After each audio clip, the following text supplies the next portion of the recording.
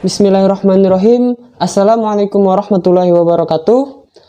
Alhamdulillahirabbil alamin. Assalatu wassalamu ala asyrafil anbiya'i wal mursalin sayyidina wa maulana Muhammadin wa ala alihi wa sahbihi wa barik wa salim ajma'in. Pertama-tama marilah kita ucap puja puji syukur kita ke hadirat Allah Subhanahu wa taala yang telah memberi kita nikmat sehat sehingga kita dapat melakukan segala aktivitas sedia kala. Dan yang kedua, salawat dan salam mari kita curahkan kepada Nabi kita, Nabi besar Nabi Muhammad Sallallahu Alaihi Wasallam yang telah membawa umat manusia dari zaman kegelapan hingga zaman yang terang benderang seperti saat ini. Pada video kali ini saya ingin membawakan resume atau rangkuman tentang PBAK Fakultas hari pertama yang bertepatan pada hari Kamis tanggal 2 September tahun 2021. Langsung saja kita ke materi yang pertama, yaitu tentang sistem perkuliahan. Di sistem perkuliahan ini dibagi menjadi 3, yaitu sistem, kedua beban, dan yang ketiga sistem evaluasi. Sistem apa yang akan dipakai ke depannya oleh Universitas Islam Negeri Maulana Malik Ibrahim Malang, yaitu dengan menggunakan sistem kredit semester atau SKS. Ya, pada semester 1 dan semester 2, SKS ini sudah diprogram dari sananya dari universitas langsung sehingga mahasiswa baru tidak perlu merancangnya lagi, hanya langsung mengikuti proses pembelajaran. Tapi untuk semester 3, mulai semester 3, para mahasiswa diwajibkan untuk merancang SKS-nya sendiri. Kenapa disebut kredit? Karena tidak mungkin mahasiswa mengambil 150 SKS per semester. Makanya dikredit, makanya dicicil per semester itu maksimal 24 SKS. Jadi diperkirakan 150 SKS ini akan tercicil dalam kurun 8 semester atau 4 tahun paling cepat. Kedua ada beban.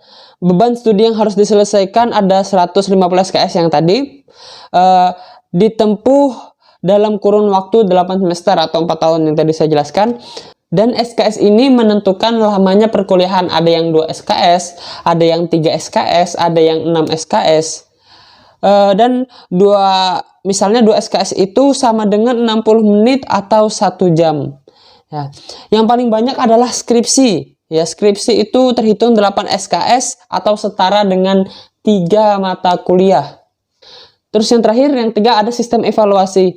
Setiap universitas pastinya mempunyai evaluasi yang dimana evaluasi ini digunakan untuk mengukur sejauh mana mahasiswa ini memperoleh hasil belajar.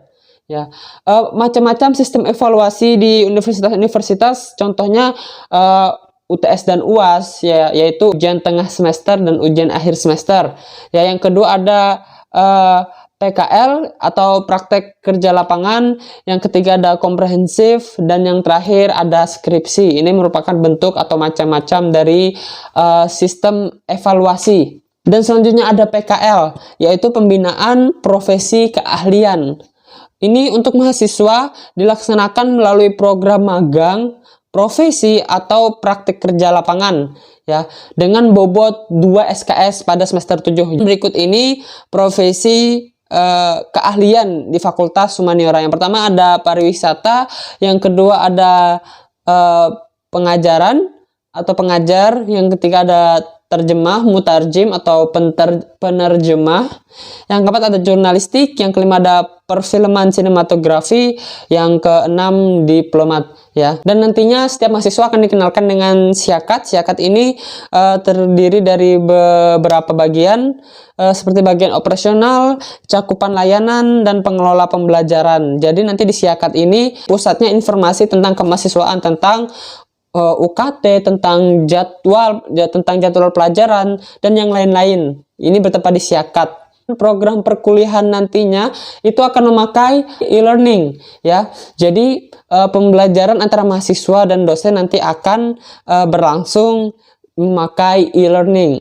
Oke, sekarang kita lanjut ke bidang administrasi umum dan perencanaan dan keuangan, ya. Apa saja sih fasilitas yang kita dapatkan? Apa saja sih fasilitas yang kita dapatkan nanti? Pertama ada ruang kuliah, yang kedua ada ruang perpustakaan, terus yang ketiga ada ruang SAC. Di sini merupakan ruang belajar maupun itu belajar mandiri atau berkelompok atau berdiskusi atau nonton bareng mungkin, dan bisa juga kalian menggunakan ruang ini sebagai membaca beberapa genre buku. Yang keempat ada home theater ya, seperti namanya home theater ini adalah tempat seminar, tempat nonton bareng atau tempat berbagai acara mahasiswa ya, seperti drama, menari, puisi, musik, dan acara pentas dan lain-lainnya. Yang kelima ada auditorium, keenam ada lab bahasa multimedia, yang ketujuh ada galeri seni, kedelapan ada galeri kaligrafi ya. Yang perlu diketahui bahwasannya kaligrafi Universitas Islam Negeri Maulana Malik Ibrahim Malang ini sudah terkenal dan pernah menjuarai tingkat internasional di Turki. Dan yang terakhir 9 ada meeting room. Terus masalah keuangan. Kenapa pembayaran uang kuliah antara setiap seseorang itu beda?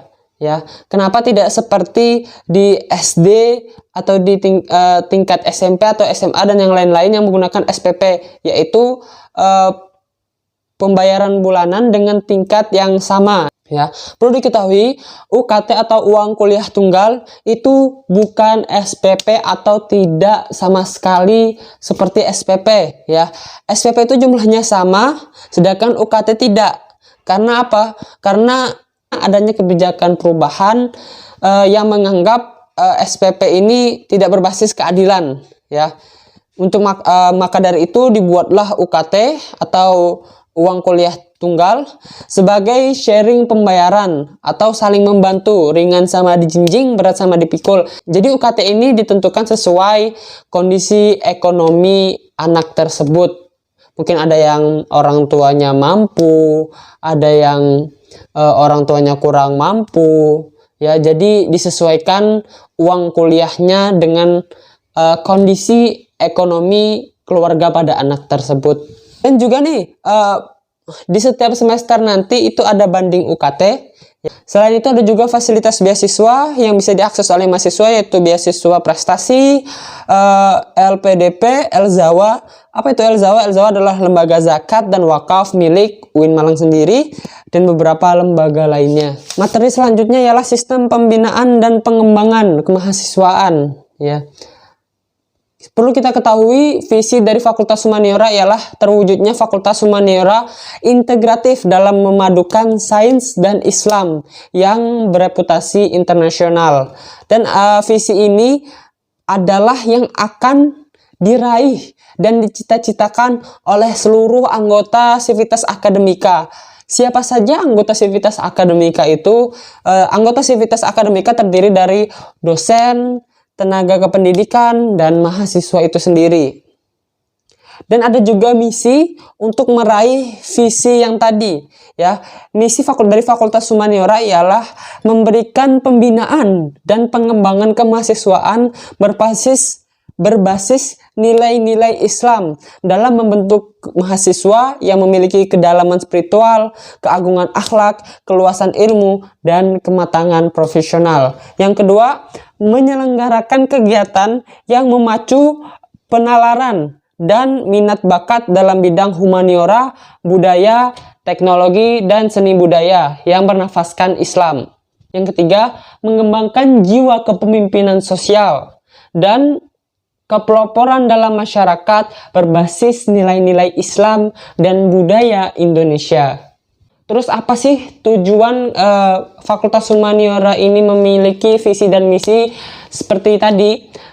Tujuannya yang pertama ialah memiliki kedalaman spiritual, keagungan akhlak, kekuasaan ilmu, dan pematangan profesional. Yang kedua, memiliki kreativitas, inovasi, dan prestasi di bidang akademik maupun non-akademik. Yang ketiga, memiliki jiwa kepemimpinan sosial dan kepeloporan. Yang keempat, memiliki jiwa kemandirian dan profesionalisme. Dan untuk mencapai visi misi dan tujuan di atas, dibentuk program-program pembinaan dan pengembangan, yaitu yang pertama peningkatan spiritualitas dan keluhuran, yang kedua pengembangan penalaran dan keilmuan, yang ketiga ada pengembangan potensi, minat dan bakat, yang keempat ada pengembangan profesionalisme, yang kelima ini adalah pengabdian masyarakat ya. Ada juga organisasi mahasiswa intrakampus seperti DEMA, SEMA, dan HMJ. Ada juga komunitas bakat dan minat, ya. Ada komunitas peneliti, komunitas kaligrafi, komunitas debat, komunitas penulisan kreatif, komunitas tari, komunitas film, komunitas jurnalistik, komunitas Al-Jalalain. Komunitas Al-Jalalain ini adalah komunitas yang mengkaji tentang ajaran-ajaran Islam. Terus materi selanjutnya ada layanan administrasi Fakultas Humaniora. Layanan ini pertama meliputi layanan administrasi akademik, dan layanan administrasi akademik ini meliputi layanan ujian proposal skripsi, layanan ujian skripsi, layanan ujian komprehensif, layanan distribusi KHS, layanan PKL atau praktik kerja lapangan, layanan kegiatan yudisium, dan layanan bebas tanggungan kegiatan wisuda. Dan selanjutnya ada layanan administrasi umum yang mencakup layanan surat keterangan mahasiswa, layanan legalisir, dan layanan peminjaman ruang dan peralatan. Dan yang terakhir ada layanan admin keuangan yang mencakup layanan dukungan dana kegiatan OMIK. Jadi ketika OMIK ini membutuhkan dana, organisasi mahasiswa ini membutuhkan dana, administrasi keuangan ini siap untuk mendanai kegiatan OMIK tersebut. Terus kita masuk ke spesifikasi prodi Bahasa dan Sastra Arab. Yang pertama masa studinya hampir sama dengan program studi yang lain, yaitu paling cepat 8 semester atau 4 tahun, dan paling lambat yaitu 14 semester atau kurang lebih 7 tahun. Selanjutnya ada jumlah dosen dan tendik atau tenaga kependidikan. Untuk prodi Bahasa dan Sastra Arab ini terdapat 32 dosen dan 18 tenaga kependidikan. Oke, kita lanjut ke bidang kajian prodi BSA ini atau Bahasa dan Sastra Arab. Yang pertama ada keterampilan bahasa, yaitu merupakan istima, kalam. Yang pertama ada istima, yang kedua ada kalam, yang ketiga ada kiroah, yang terakhir ada kitabah. Terus ada komponen bahasa atau kosakata dan tata bahasa, ada juga konsep dan teori dasar ilmu lughah, ilmu kebahasaan nadhari, ilmu kebahasaan at-tabiqi, dan yang lain-lainnya. Dan di dalam prodi ini ada juga pembinaan minat dan bakat mahasiswa. Ya, ada juga beberapa komunitas-komunitas di dalam program studi Bahasa dan Sastra Arab.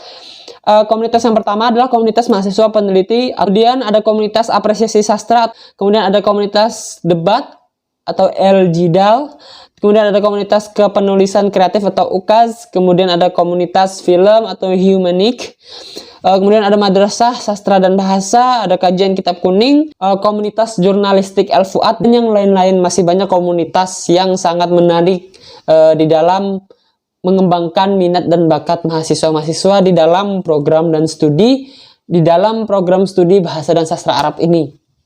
Di dalam prodi ini juga terdapat fasilitas-fasilitas pendukung seperti ruang kuliah bersama, laboratorium bahasa dan multimedia, perpustakaan, galeri seni, dan yang lain-lain. Oke, sekian kawan-kawan, mungkin hanya itu resume atau rangkuman tentang PBAK Fakultas hari pertama yang bisa saya sampaikan. Jikalau memang ada salah tentang rangkuman saya minta maaf dengan sebesar-besarnya. Saya Zul Sawabi pamit undur diri. Wabillahi taufiq wal hidayah. Assalamualaikum warahmatullahi wabarakatuh.